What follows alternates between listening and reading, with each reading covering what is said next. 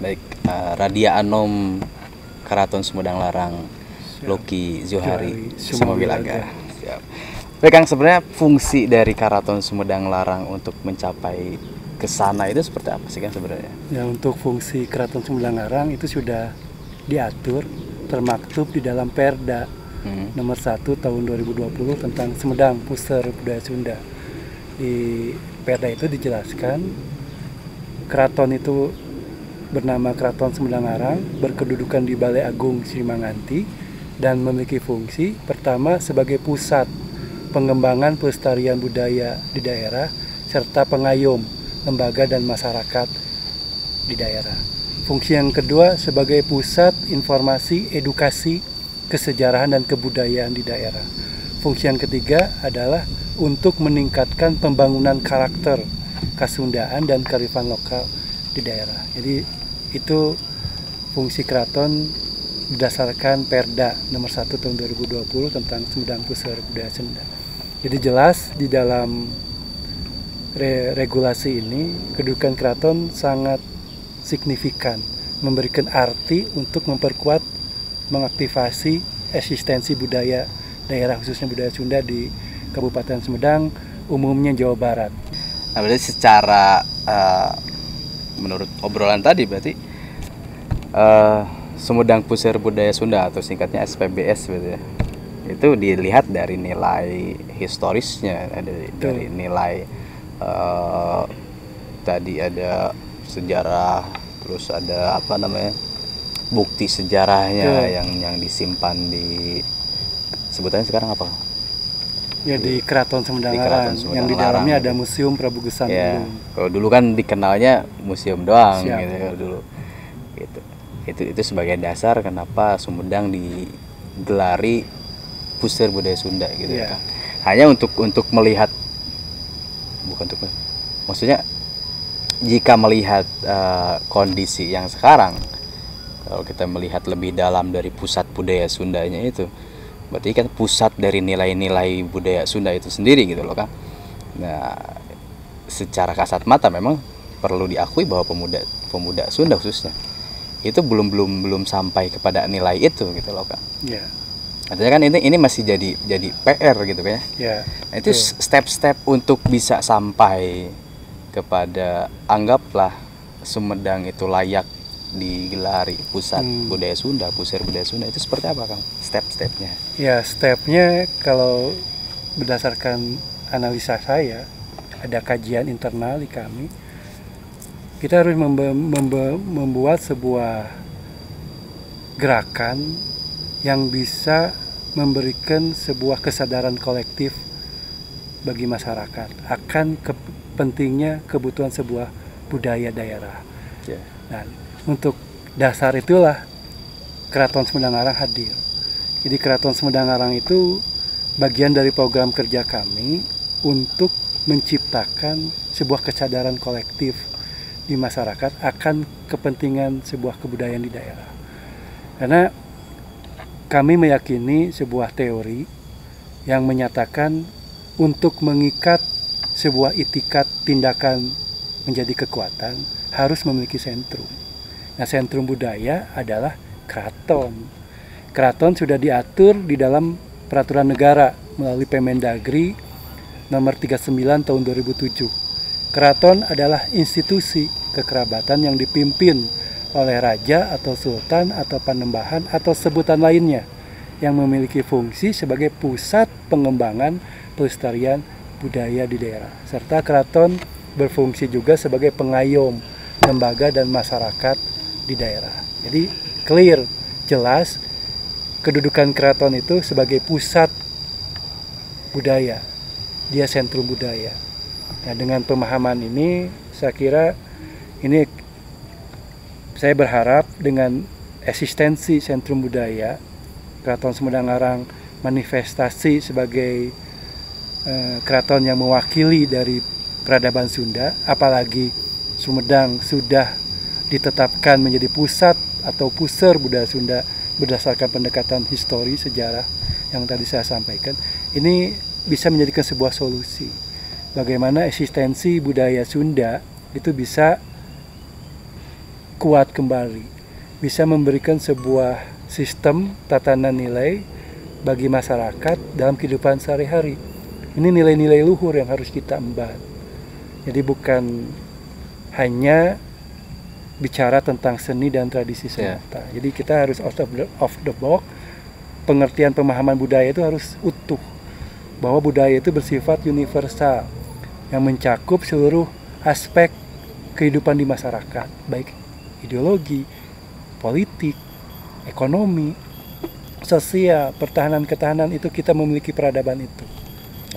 Ini yang menarik, Kang. Ini akan melebar dengan pertanyaan, apakah orang yang berkebudayaan Sunda itu adalah orang yang berkesenian Sunda, artinya dia memainkan alat musik Sunda, berpakaian seperti halnya masyarakat Sunda, atau memang orang yang di dalamnya terpatri nilai-nilai Sunda gitu. Meskipun misalkan pakaiannya modern, dia suka musik yang modern dan sebagainya. Itu berarti yang mana sebenarnya yang berkebudayaan Sunda, kan? Kalau orang yang bisa dijatakan kebudayaan Sunda, dia yang sudah menyatu terhadap nilai-nilai budaya Sundanya. Jadi tidak terjebak ke dalam sebuah aksesoris atau atribut. Sesungguhnya itu. Tapi aksesoris atau atribut itu bagian dari kesenian dan budaya Sunda itu sendiri. Artinya kita tidak perlu mendebatkan itu. Yang penting aksesori dan atribut Sunda itu bisa menjadi pematik akan kesadaran berbudaya.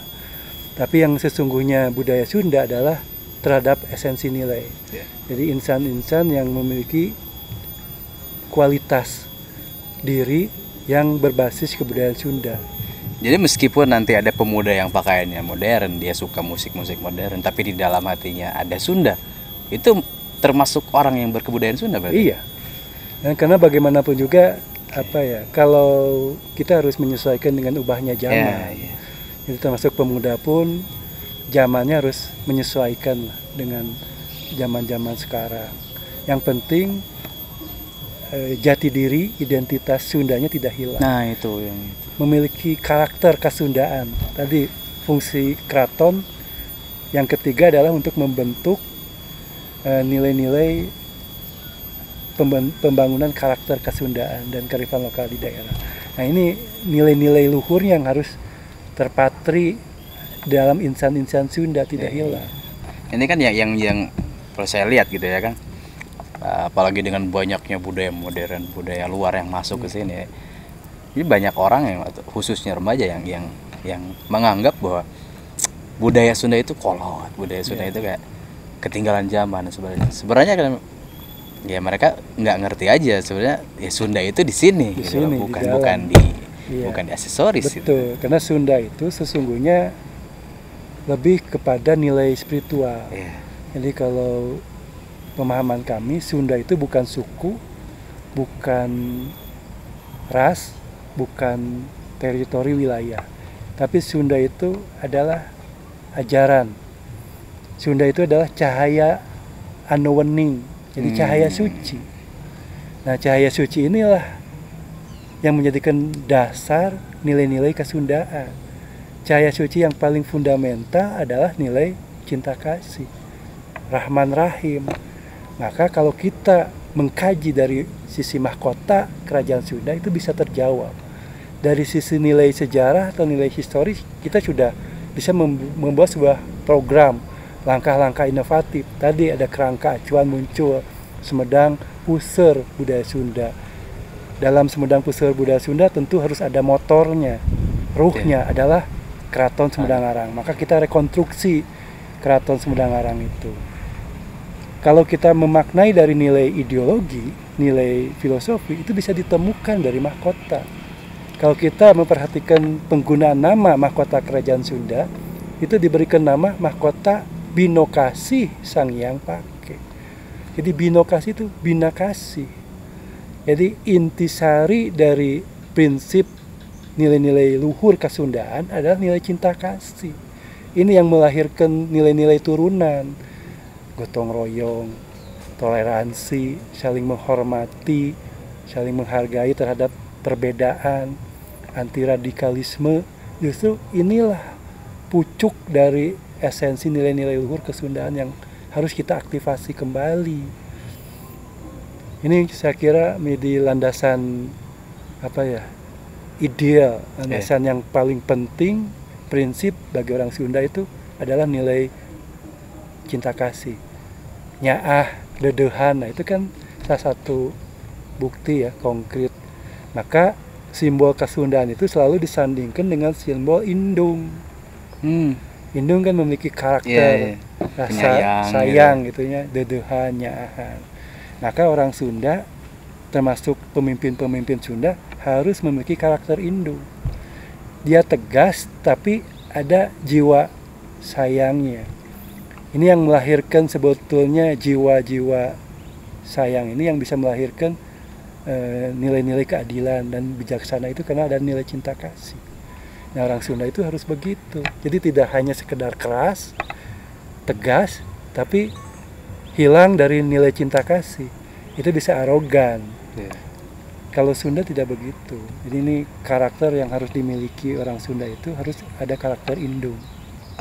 Program yang sudah dibuat oleh Karaton, artinya kan tadi kita berbicara tentang Karaton sebagai sentrum budaya Sunda, artinya nanti juga Karaton itu akan menjadi satu pusat pendidikan nilai-nilai budaya Sunda gitu ya kan? Insya Allah. Nah, apakah nanti orang-orang itu datang ke Karaton untuk belajar nilai-nilai Sunda itu, atau nanti Karaton membuat seperti sebuah sistem yang disebar di daerah mana gitu loh Kang, kemudian untuk menyebarkan nilai budaya Sunda, apakah seperti itu atau gimana Kang? Ya, Keraton Sumedang Areng harus dia menjadi sebuah cahaya ya, sesuai dengan moto Sumedang, termasuk Sumedang Arang pada saat itu, ingsun medal, ingsun madangan. Ingsun medal itu saya lahir, ingsun madangan saya menerangi. Jadi saya lahir untuk memberikan penerangan, pencerahan. Pencerahan dengan apa? Ilmu kesundaan kesemedangannya. Yang tentu ilmu ini yang berbasis dari nilai-nilai luhur, yang rahmatan lil alamin. Jadi dia harus menerangi seluruh kekuatan semesta alam. Jadi ilmu Sunda itu bukan berlaku untuk masyarakat Sunda saja, tapi seluruh masyarakat dunia. Jadi ingsun medal, ingsun madangan, pancar buana. Jadi saya yakin ke depan ini harus menjadikan sebuah tonggak. Keraton Sumedang Arang itu harus memberikan sebuah pencerahan, nilai-nilai luhur kepada masyarakat luas. Dan ini tentu tidak mudah ya, kita perlu ada etape lah, bertahap. Yang kami lakukan saat ini karena rekonstruksi keraton itu baru kami lakukan melalui program kerja kami tahun 2017, ini satu yang baru ya. Satu yang baru. Jadi kita belum masuk kepada eksistensi ruh keraton, bagaimana keraton itu memberikan nilai manfaat untuk masyarakat yang lebih luas. Belum ke sana. Yang kita lakukan baru tahap penguatan sistemnya, penguatan wadahnya, internalnya dikuatkan. Penguatan wadah ini bersifat internal maupun eksternal. Internalnya kita masih melakukan penggodogan sistem, struktur, SOP, Renstra, rencana strategis keraton kita masih sampai saat ini masih pematangan. Kalau penguatan eksternal kita membutuhkan regulasi dari negara melalui pemerintah daerah. Dan alhamdulillah keraton sudah mendapatkan regulasi melalui Perda nomor 1 tahun 2020. Walaupun belum Perda langsung tentang keraton. Tapi ini sebuah langkah yang cukup maju ya. Ini kado dari pemerintah daerah kepada keraton. Nah ini bagi kami menjadikan pijakan, karena bagaimanapun juga keraton saat ini sudah masuk ke dalam bingkai Negara Kesatuan Republik Indonesia. Jadi harus tunduk patuh kepada aturan hukum negara. Maka keraton harus diatur oleh negara agar dia memiliki fondasi hukumnya. Karena keraton saat ini berbeda dengan istilah keraton yang masa lalu ya. Kalau keraton masa lalu bisa dikatakan tempat tinggal raja. Sistemnya adalah kerajaan. Jadi kalau sekarang kan sistem kerajaan itu sudah tidak dipergunakan lagi. Nah, kalau istilah kerajaan dia memiliki otoritas kekuasaan. Kalau sekarang kan keraton tidak begitu. Dia hanya sebatas sentrum budaya yang memiliki fungsi pusat pengembangan pelestarian budaya. Saya kira ini clear, jangan diadu multitafsir lagi. Keraton sebagai negara di atas negara, itu justru narasi opini yang dikembangkan untuk membunuh kekuatan atau potensi yang dimiliki daerah. Nah, justru dengan adanya kekuatan budaya melalui keraton itu bisa menciptakan, mewujudkan daya saing daerah. Salah satunya pertama untuk memperkuat eksistensi budaya Sunda itu sendiri. Seperti yang tadi saya jelaskan, budaya itu membutuhkan sentrum. Nah, keraton sebagai sentrum budaya itu bisa menjadikan sebuah pijakan kuat untuk memperkuat eksistensi budaya Sunda. Kalau kita perhatikan Sunda yang konon memiliki peradaban luhur, kenapa budaya Sundanya semakin lama terasa semakin terkikis, tergradasi. Berbeda, maaf, dengan budaya Jawa, budaya Bali. Mereka budayanya relatif lebih lestari, lebih hidup, lebih kuat, menjadikan sebuah sistem nilai dalam kehidupan masyarakat. Kenapa demikian? Karena Jawa dan Bali masih memiliki sentrum budaya. Jawa ada 4 sentrum, Keraton Yogyakarta Hadiningrat, Keraton Yogyakarta, Keraton Paku Alam, Keraton Surakarta, Keraton Mangkunegaran. Bali ada beberapa sentrum budaya, Keraton Denpasar, Keraton Buleleng, Keraton Karangasem, Keraton Tabanan dan sebagainya. Nah, Sunda di mana sentrum budaya? Padahal berdasarkan jejak rekam sejarah asal usulnya jelas. Nah, ini yang analisa kajian ini yang kita kedepankan. Kita sebagai masyarakat tentu ingin memberikan kontribusi untuk kepentingan daerah. Kita tawarkan sebuah sistem nilai, gagasan pemikiran kami untuk kepentingan pemerintah, kepentingan daerah. Dan alhamdulillah gagasan pemikiran ini direspon oleh pemerintah baik Provinsi Jawa Barat maupun Kabupaten Sumedang yang melahirkan kebijakan inovatif Sumedang Puseur Budaya Sunda. Nah, ini saya kira bisa menjadikan sebuah solusi lah ke depan bagaimana kedudukan budaya Sunda itu bisa bangkit kembali, bisa mewarnai, menjadikan sistem nilai dalam kehidupan masyarakat yang baik lah. Di luar itu Kang, apa nih program apa nih yang akan kita yang akan dilakukan keraton dekat-dekat ini Kang? Ya, program kami pertama tentu keraton itu eksistensi keratonnya harus tetap terjaga, terus programnya harus berkesinambungan, maka program-program yang bersifat pelestarian pengembangan budaya itu harus kita tingkatkan. Jadi kita sekarang lebih kepada tahap pertama ini lebih mengedepankan program-program yang memberikan nilai tambah untuk masyarakat, baik dari sisi budaya maupun dari sisi ekonomi. Misalkan ekonomi berbasis ekonomi kerakyatan, misalkan kita ingin juga meningkatkan ekonomi ketahanan pangan. Itu kan sebagai landasan orang Sunda itu ketahanan pangan menjadi yang utama juga. Terus juga memperkuat dari sisi eksistensi ideologi, dan ideologi yang kita pegang Pancasila, saya kira itu sudah merangkum terhadap nilai-nilai adat istiadat Nusantara termasuk budaya Sunda.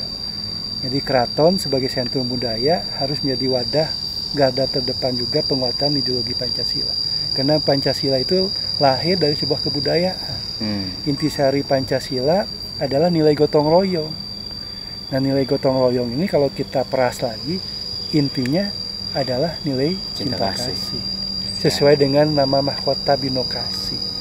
Jadi mahkota Binokasi itu luar biasa. Kalau kita mau mengkaji, mendalami, akan menemukan identitas jati diri kita. Dari nilai penamaan mahkota Binokasi, Binakasi. Jadi cinta kasih itu landasan prinsip yang utama untuk orang-orang Sunda. Dan katanya mau ada event dekat-dekat ini Kang? Ya, kita tetap harus mengemban program-program keraton, diantaranya tadi ada event atau kegiatan budaya.